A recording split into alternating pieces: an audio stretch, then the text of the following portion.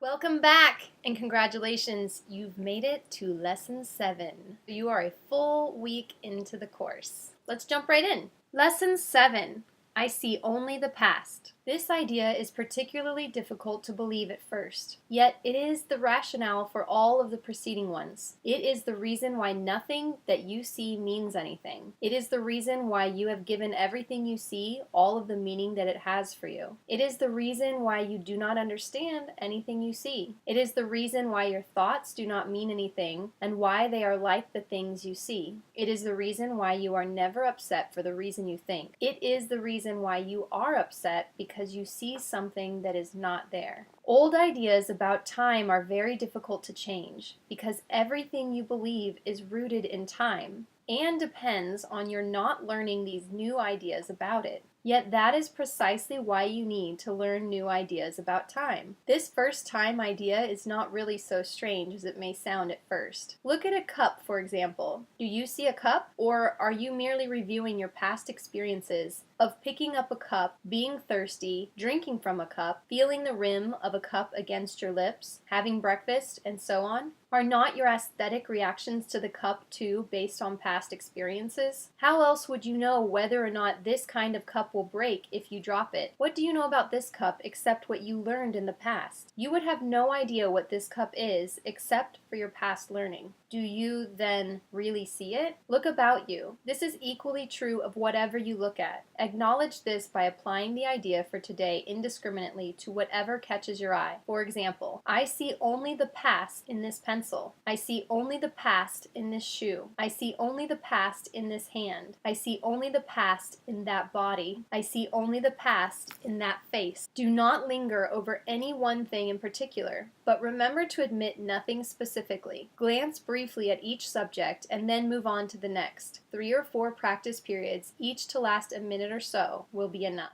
So here we go. I'm going to look around the room, and whatever my eyes rest on, I will acknowledge. I see only the past in that refrigerator. I see only the past in my phone. I see only the past in that painting. I see only the past in that teapot.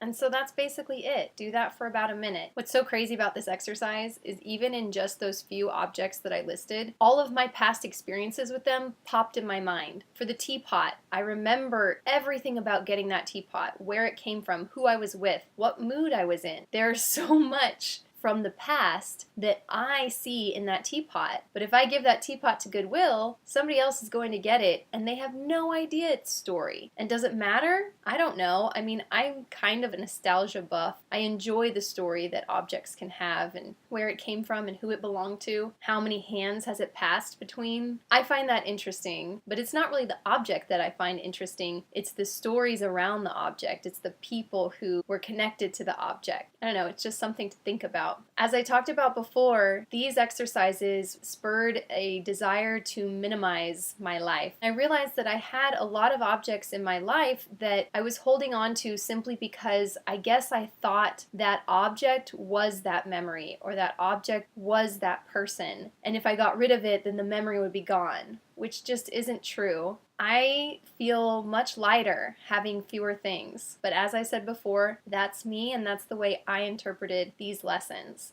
I'm curious, now that you've made it to lesson 7, how's it going for you? What kind of changes have you noticed? What observations do you have that you might not have had before you started the course? Have you had any thoughts pop in your mind that seem connected somehow to what you're learning here in the Course in Miracles? Please, I'd love to hear about them. Pop a comment below and I'll get back to you as soon as I can. Enjoy the rest of your day or your night. Until next time, take care.